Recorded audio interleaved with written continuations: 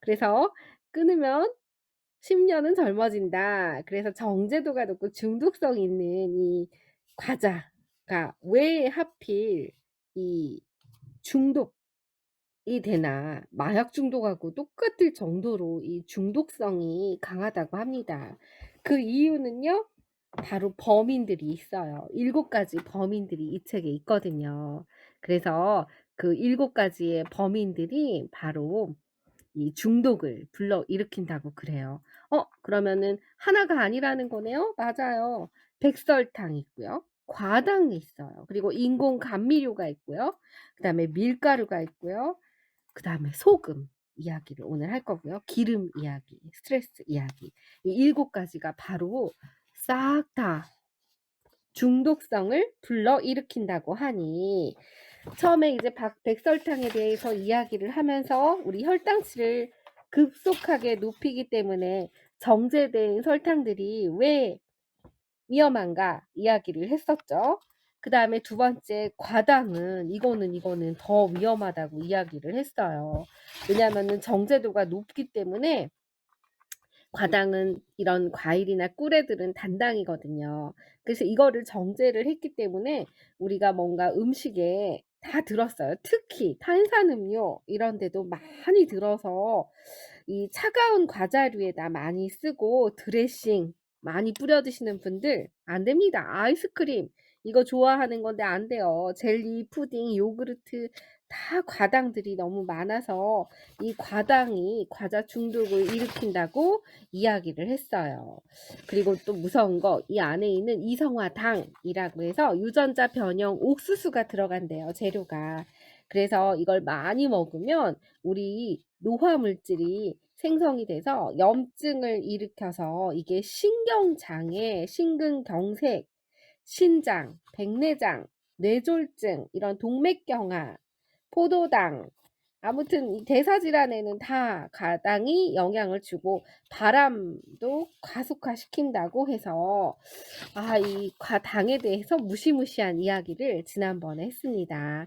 그다음은요, 세 번째 바로 인공 감미료에 대한 이야기를 했어요. 무설탕이라고 안전할까요?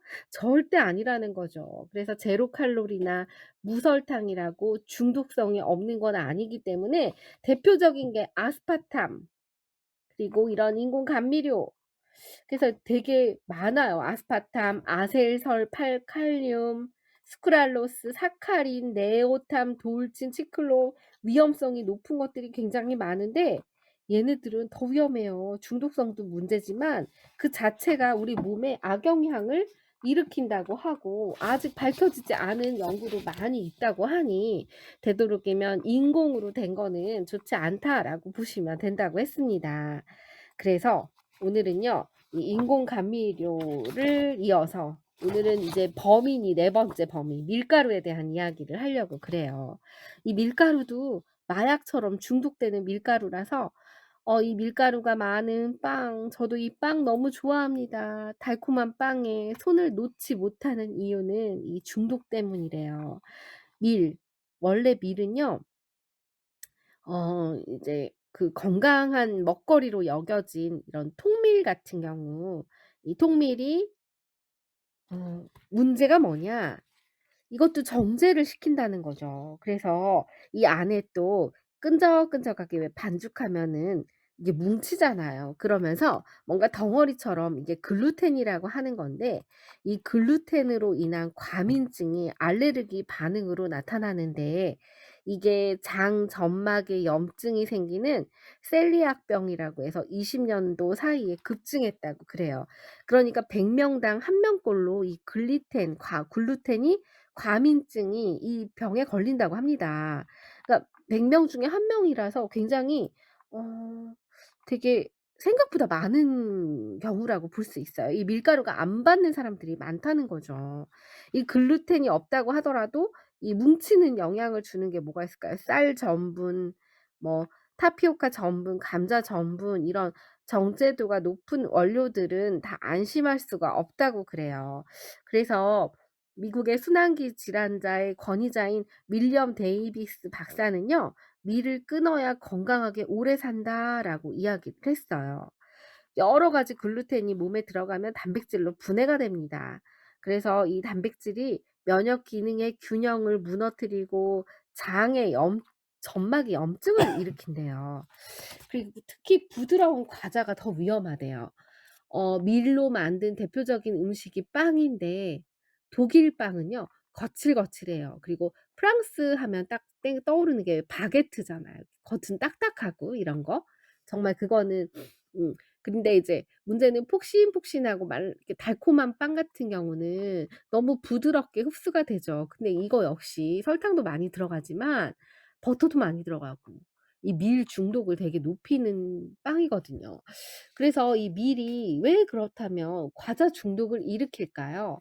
이 글루텐이라는 게 문제라는 거예요. 이 분해물이 생기는데 얘가 뇌를 직접 작용을 해서 글루텐이 다량 함유된 밀은요, 반드시 우리 뇌에 직접 작용하니까 중독을 일으키게 된대요. 그래서 이게 혈액 뇌 관문이라는 데가 있어요. 우리 뇌는 유해 물질을 침입하지 않게 뇌와 혈액 사이를 가로막는 이런 장벽이 있는데 그게 뇌관문이거든요. 근데 이거를 뚫고 들어간다는 사실이 밝혀졌다고 그래요. 그래서 이 단백질 분자가 크면 혈액 뇌관문을 통과하지 못하는데 이거는 들어간다는 거예요. 이게 들어가면 뭐가 문제냐? 그러면 우리 뇌 속에 몰핀 수용체랑 결합해서 마약과 맞먹는 중독 현상을 일으킨다는 거죠. 그러니까 우리가 마약 같은 아편, 몰핀, 헤로인 섭취할 때 결합하는 이런 수용체랑 같은 이런 역할을 한다는 거예요. 그래서 이 정말 그 정도로 중독성이 강한데 밀에서 생긴 이 문제가 뭐냐? 이 성분들이 들어가면 이 정신분열증, 조현병을 악화시키는 원인이라는 하나의 가설이 있대요. 이 실험을 해서 이런 영향을 미친다라고 할 정도로 이게 많다라고 이야기를 한다는 거예요. 그래서 이게 실제로 뇌에 영향을 미치고 아이들의 이런 것들을 많이 먹을 때 이게 성격에도 영향을 미친다고 한다는 거죠. 그래서 우리가 이 밀가루를 먹는 과자를 먹을 때 행복감을 느끼는 이유가 이 밀에 있는 이 성분 때문에 뇌에 직접적으로 작용해서 우리 뇌를 쾌감을 준대요. 그러니까 먹을 때 쾌감과 뭔가 불안감과 불쾌감도 동반이 되니까 이 특히나 정제 과정을 통해서 완전히 하얗게 백밀가루로 만든 이거는 중독성이 더 증가가 된다고 합니다. 그래서 요즘에는 글루텐 프리 이런 밀가루들도 많고 일부러 밀가루가 아닌 다른 거로 대체해서 실제로 이런 빵을 파는 경우도 많이 있죠. 글루텐 프리라고 해서. 그래서 이런 것들이 이제 요즘에는 많이 찾아서 대체해서 많이 드시는데 이런 밀가루의 글루텐이 여러 가지 문제들을 주고 글루텐 과민증, 글루텐 불내증, 이 셀리알 병 같은 게 이게 이제 질환이 유발이 되는데 염증인 거죠. 장에 염증을 준다는 거예요. 그래서 이 장누수 증후군 때문에 점막 세포와 세포 사이에 틈이 생겨. 아까 뇌에도 이게 틈이 생겨서 들어간다고 했잖아요. 장도 마찬가지라는 거죠. 그래서 이 혈액 속에 보내져서는 안 될 물질들이 이 누출돼서 건강에 이상을 초래하는데 이게 바로 글루텐 과민증이에요. 그래서 이게 염증을 만들기 때문에 문제가 된다. 그러니까 다르게 얘기하면 나는 장이 안 좋아요. 나는 염증 지수가 높아요." 이런 사람한테는요. 음 밀가루를 한번 끊어 보세요. 이것도 굉장히 좋은 방법이 돼요. 그래서 실제로 저 같은 경우는 예전에 이제 상담했던 자폐 아이들 같은 경우는 이런 이 자폐 아이들이 그 약물을 할 때 쪼끔 의식이 있는 의사들 같은 경우는 이 밀가루 과민증이 글루텐 이게 뇌하고 장은 정말 가장 밀접하다고 볼 수가 있거든요.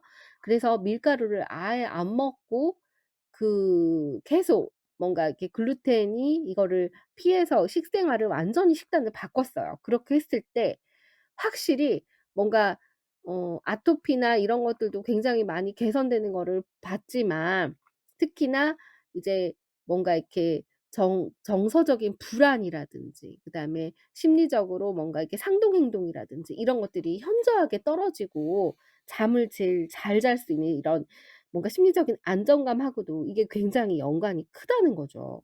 그래서 이게 어 이런 정말 이게 밀가루가 우리 뇌에 미치는 영향, 장에 미치는 영향 이런 것들이 굉장히 관련이 없는 게 아니라는 거. 이런 책들이 관련된 것들이 굉장히 많이 나와 있어요.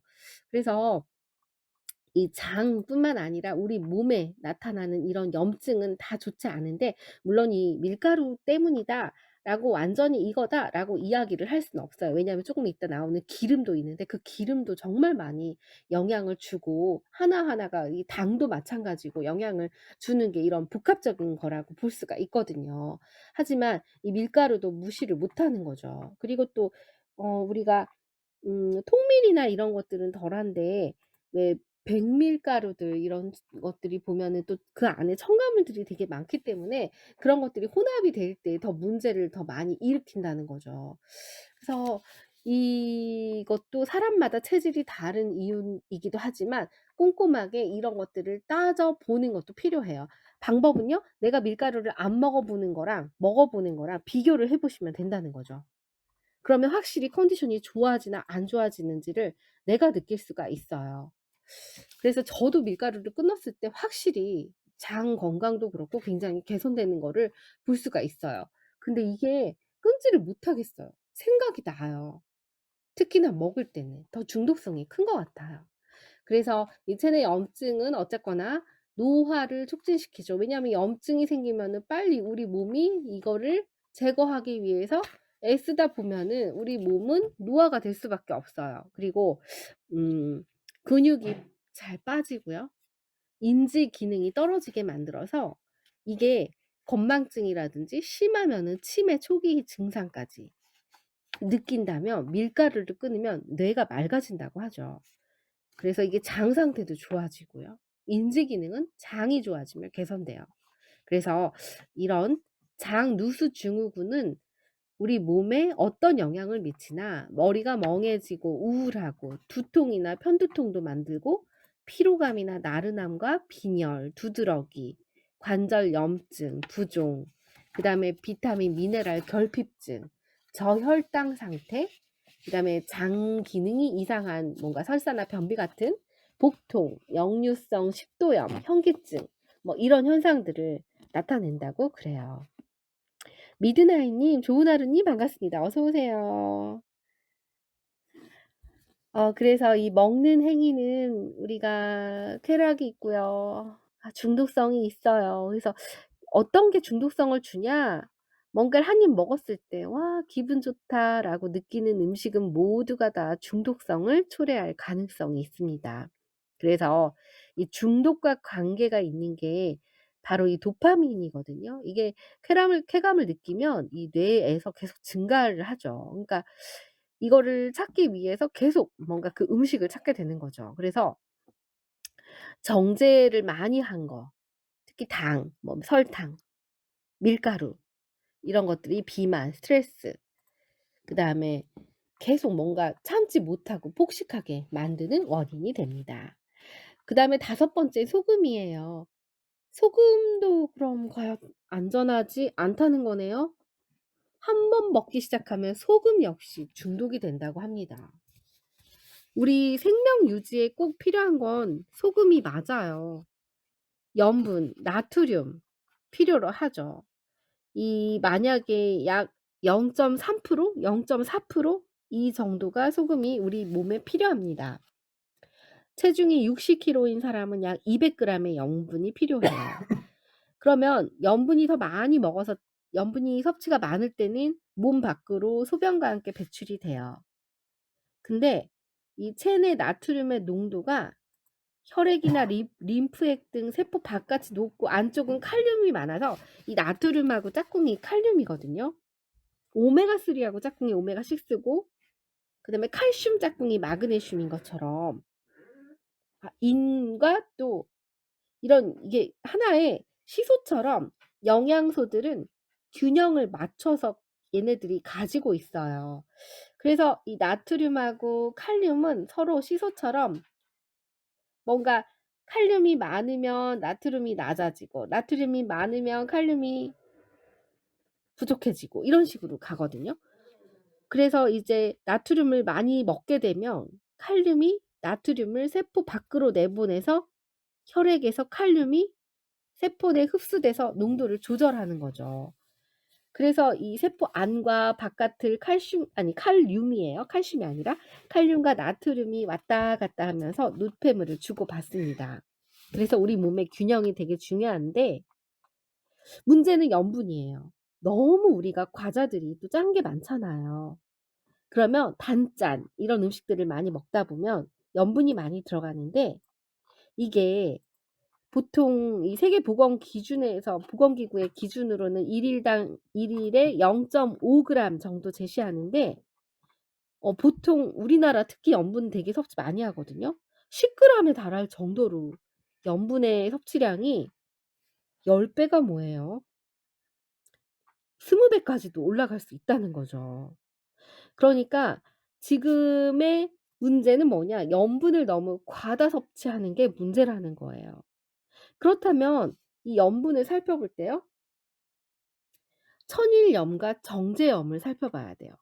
그런데 이 천일염과 정제염은 식염인데 이 정제된 소금이라고 보면 돼요. 그래서 이 천일염은 그래도 이 안에는 미네랄과 이런 것들이 많지만 문제는 이 과자에 들어간 것들 소금 대부분이 염화 나트륨 농도가 99.5% 이상 차지하는 고도로 고농도로 정제된 화학 소금이라는 거예요. 이거는 이 완전 그냥 나트륨인 거죠.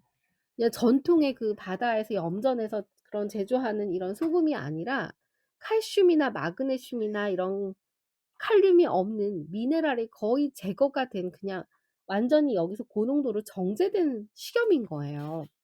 그래서 이런 백설탕하고 똑같은 패턴인 거죠. 이 식염이 위험해요. 비타민하고 미네랄이 없어요. 다르게 말하면 칼륨, 마그네슘, 칼슘이 없어요. 그러니까 우리 몸에서 칼륨 균형을 완전히 깨트려 버리는데 이거의 원인이 과자라는 거죠. 왜 중독을 일으킬까요? 이 짠맛도 익숙해지면요. 점점 짠맛이 더 많이 들어가야 돼요. 이 사실 짭짤한 이런 반찬들 너무 좋아하시는 분들 이 밥 먹을 때 이거 조금만 있어도 막 밥 먹고 짜면 밥 더 먹고 계속 이게 밥 먹으면 또 짠 게 땡기고 계속 악순환이 되고 이 소금을 점점 더 많이 먹으면 이게 감각이 정말 둔화된다고 해야 되죠? 그래서 나중에는요. 그냥 쪼끔 짠 거는 싱겁고 음식이 맛이 없게 느껴진다는 거예요. 그래서 이 정제된 소금이 문제는 뭐냐? 나트륨이 너무 많이 증가가 되니까 혈액 속에서. 그러면 이걸 낮추려고 하면은 우리 몸에서 목말라 갈증이 생기죠. 그러면은 물을 먹으면 혈중의 나트륨 농도는 영원해져요. 하지만 이 혈관 안에 혈액이 많이 늘어나잖아요. 이렇게 되면 심장이 이거를 막 이렇게 혈액을 방출하고 보내고 내보내고 하는 역할을 뿜어내는 역할을 하는데 혈액량이 너무 많으니까 심장이 "아이고 힘들어." 너무 무리를 하는 거예요. 그러면 얘네가 혈압이 상승하게 돼요. 이렇게 돼서 염분이 과잉으로 섭취하게 되면 고혈압이 되는 원리라는 거죠. 그래서 이 고혈압이 나중에 뇌졸중이나 심근경색 같은 위험을 높이죠. 지속되면 혈관벽에서 부하가 걸려 버려요. 그래서 동맥경화가 진행이 되고 혈관이 탄력을 잃게 되고 노화되면 혈압을 높여 버려요. 그러면 혈관이 나중에 악순환되다가 막히거나 탄력을 잃고 끊어지거나 이게 이제 뇌에서 끊어지면 뇌출혈, 뇌경색, 심장 쪽이면 심근경색 이런 것들이거든요. 그래서 이 고혈압이나 당뇨는 문제가 뭐냐? 통증이나 이런 그전에 자각 증상이 없다는 거예요. 그냥 과도한 염분 섭취가 나도 모르게 혈압 상승을 만드는 거죠. 이러면 혈관이 망가져서 이게 그래서 침묵의 살인자라고 부르는 거예요. 그래서 이 과도한 염분 섭취가 문제가 이거고요. 또 하나는 위암의 원인이 되고 점막 같은 위점막 이런 위점막 보호 장벽도 손상시키기 때문에 이 고농도의 염분은 정말 우리가 짜게 먹는 게 이게 정말 조심해야 되는 이유라는 거죠. 그리고 이 미네랄의 균형을 무너뜨려요, 고농도 염분이. 그러다 보면 암세포들을 연구를 해 봤더니 그 암세포에서 나트륨이 되게 많았고 칼륨이 정말 부족한 이 모습들이 많이 이 확인이 된대요. 그래서 이 칼륨을 우리가 정말 많이 부족하기 때문에 칼륨을 많이 섭취량을 늘려야 된다는 거죠. 이 칼륨이 어디에 많냐? 바나나, 그다음에 뭐 자몽, 그런 채소나 과일 주스에 많고요. 그래서 이 체내 나트륨과 칼륨의 균형을 맞추면 이 항암 식이요법에 이거는 필수라고 합니다. 그래서 이게 거승요법이라고도 이야기를 한대요. 그래서 그만큼 이 소금도 위험하다는 이야기를 했습니다. 그다음 6번째는 기름이에요. 기름은요, 최근에 완전히 기름에 대한 상식이 확 바뀌었죠. 콜레스테롤이 높으면 낮으면 뭐 이거에 대해서 굉장히 요인을 많이 따졌는데요. 이 콜레스테롤은 우리가 먹는 음식으로 영향을 받는 게 아니라 우리 몸 안에 있는 이게 합성이 돼서 만들어지기 때문에 이게 비만하고 굉장히 관련이 높다고 볼 수가 있어요. 그리고 이 뇌 역시 절반 이상은 지질이거든요. 그래서 이 기름, 왜 콜레스테롤 수치가 낮으면 치매가 잘 온다고 합니다. 이유는 신경세포 발달에 콜레스테롤이 없으면 안 되기 때문에 이 지방도 적절하게 먹어 줘야지 된다는 거예요. 그런데 이 콜레스테롤이 하는 역할은 세포막을 구성하고 뇌 속에 있는 방대한 신경세포가 이 콜레스테롤이 많아야 되는데 부족하면 정보 전달이 빨리빨리 안 되니까 이 저하가 될 수 있다는 거죠. 그러면 이 혈중 콜레스테롤 수치와 음식 섭취 콜레스테롤 양이 상관관계가 없다는 게 밝혀졌어요. 그러니까 음 체내에서도 합성이 되는데 음식으로 합성되는 비율은 전체의 한 20% 밖에 안 된다고 그래요. 이 콜레스테롤 수치가 높으면 식사 섭취 콜레스테롤 문제라기보다는 비만 때문에 이 신진대사 밸런스가 깨진 거고요. 동맥 경화를 일으키는 요인이 콜레스테롤이 아니라 혈관에 있는 염증이라는 거죠. 그래서 이 혈관 염증 때문에 이 그런데 이 주범이 뭐냐? 바로 동물성 지질보다도 더 위험한 건 식물성 기름이라는 거죠. 마가린, 쇼트닝, 휘핑크림 이런 것들이 더 많이 오메가 6 아무튼 이거 이야기는 그전에도 많이 했는데 이거에 대한 영향이 굉장히 크다는 거죠. 염증을 올리거든요. 그래서 이 콜레스테롤 수치가 산화가 되면 체내의 염증 수치가 영향을 받게 되는데 이 염증은 우리가 섭취하는 기름이 어떤 기름이냐에 관련이 크대요. 그래서 이 기름은 4가지 종류가 있어요. 너무 많아도 오메가3 지방, 이 지방은 4가지 종류가 있다고 그랬어요. 오메가3가 있고요. 오메가6가 있고요. 오메가9이 있어요. 그다음에 중간사슬 지방산이 있어요. 그래서 우리 몸에 좋은 지방은 오메가3, 등푸른 생선에 많이 들어있는 지방, 그리고 혈관을 튼튼하게 해주고 뭔가 들기름, 아마씨유에도 많은 알파 리놀렌산이 많은 이런 기름들이 우리 몸에 좋은 기름이라고 이야기를 했어요. 그렇다면 우리 몸을 염증을 만드는 나쁜 해로운 기름이 뭐냐? 바로 오메가 6라고 했거든요. 이게 이제 리놀렌산, 감마리놀렌산, 아라키돈산 물론 필요해요. 근데 오메가3랑 6가 1대1 비율이 제일 좋아요. 근데 문제는 너무 오메가3가 3는 부족하고 6가 더 많으면 이게 염증을 일으킨다 했잖아요. 이게 많은 게 뭐냐? 식용유, 대두유, 홍화유, 그러니까 치맥, 이 치킨 안 돼요, 안 돼. 이 다 기름들. 이게 다 염증을 높이는 기름들이거든요. 그래서 너무 현대인들은 이게 너무 과잉이라서 그래서 염증이 더 올라가기 때문에 낮추려면요. 6 먹은 만큼 오메가3를 많이 부어주는 오메가3 다이어트도 있어요, 정말 실제로. 그래서 그만큼 1:1 비율로 맞춰 주면은 아무래도 좀 더 낫겠죠. 하지만 칼로리는 높겠죠. 그래서 이 오메가 9 지방산도 있어요. 요거는 올리브 오일에 풍부한 올레산이에요. 요거는 음식으로 먹어도 좋고 염증 반응에 관여를 안 하기 때문에 이 기름은 많이 드실수록 좋아요. 그래서 올리브 오일 많이 드시면 좋고요. 근데 요즘 기름 너무 비싸요. 기름값 너무 올랐어요. 그래서 오메가 3 그다음에 올리브 오일 이런 거 많이 드시면 좋고요. 그다음에 중간사슬 지방산이 있어요. 요거는 코코넛 오일이 대표적인 오일이에요. 그래서 체내 분해가 되면 케톤체로 전환돼서 뇌와 근육 등 온몸의 에너지원으로 이용이 되죠. 항염증 작용도 있고 치매 예방에도 도움되는 좋은 기름이에요. 그래서 이 코코넛 오일도 드시면 좋아요. 이 발연점이 굉장히 얘는 높아서 만약에 뭔가 이렇게 음식으로 이렇게 계란을 뭔가 이렇게 후라이를 드신다든지 이럴 때는 이 코코넛 오일을 사용하시는 것도 추천드려요. 그러니까는 식용유나 카놀라유, 뭐 대두유 이런 거는 되도록이면 피하시는 게 좋아요. 그다음에 왜 그렇다면 기름은 과자 중독을 일으킬까요? 문제는 이 기름 맛이요. 기름으로 오죽하면 신발을 튀겨 먹어도 맛있다고 할 정도로 기름에 튀긴 거는 뭐든 다 맛있는 것 같아요. 저도 이거 엄청 좋아하는데 이 가공식품에 든 식물성 기름이 문제라는 거죠.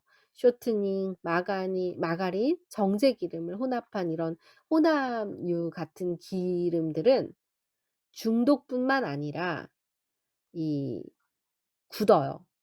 그래서 우리 염증 이런 많이 생기는데 정크푸드, 감자튀김, 이 과자 이런 거에 잔뜩 들어있는 기름들이 바로 이거죠. 팜유.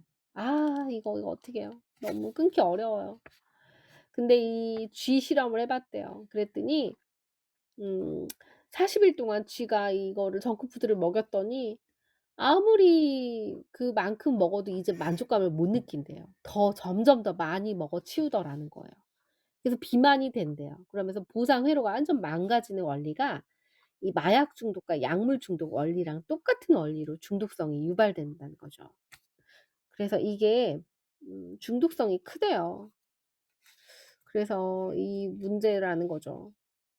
지방을 우리가 조심해서 신경 써서 드시는 게 정말 중요해요. 왜냐하면 만성 염증과 너무 관련이 크거든요. 염증은 장에도 있고요. 뇌에도 있어요. 그게 이제 우울증 형태로 올 수도 있고 더 나이가 들면 치매로도 올 수가 있죠. 그래서 이게 조심해야 되는 거기도 해요. 그래서 트랜스 지방산, 가열 처리하면 더 많이 나오죠. 조심해야 되는. 이거 되도록이면 피하시는 게 좋아요. 그러니까 집에서 안전하게 포도씨유나 뭐 이런 데다가 안전하게 좀 더 튀겨 드시면 덜하겠죠. 깨끗한 기름에 드시면 너무 좋을 것 같아요. 귀찮지만 그렇게 드셔야 돼요. 네. 그리고 스트레스입니다. 조윤주님, 돌이킬 수 없는 약속책 이거 보고 계신다고요? 이 무슨 책이에요? 다음에 사진도 보여주세요. 자, 그 다음에 일곱 번째 범인은 바로 스트레스입니다. 스트레스는 외부에서 받은 자극이죠. 그래서 우리가 교감신경이 자극되면 뇌가 더 흥분하고 신체 근육이 반응하기 쉬운 상태가 돼요. 그러면 이게 뇌와 근육에 에너지를 보내기 위해서 스트레스 때 혈당과 혈압이 올라가죠. 몸이 긴장 모드로 싸우기 위해서 돌입을 한다는 거예요. 이게 살아남기 위한 인체 시스템이죠. 그래서 이 스트레스를 받으면 혈압이나 혈당, 이 상승체로 몸의 상당한 부분 계속 이게 쉬어야 되는데 쉬지를 못해요. 그러면 얘네들이 과로를 할 수밖에 없어요. 그러면 몸에 장기간 그러면 심각한 영향을 줘요. 그래서 이 쾌락을 빠르게 손쉽게 경험하려고 스트레스 때 먹을 걸 찾게 된대요. 이거는 너무 신기해요. 저희 집에 예전에 부모님이 키우는 강아지가 있어요. 그 강아지를 제가 강아지 농장에선가 되게 아픈 강아지를 데리고 온 적이 있었거든요.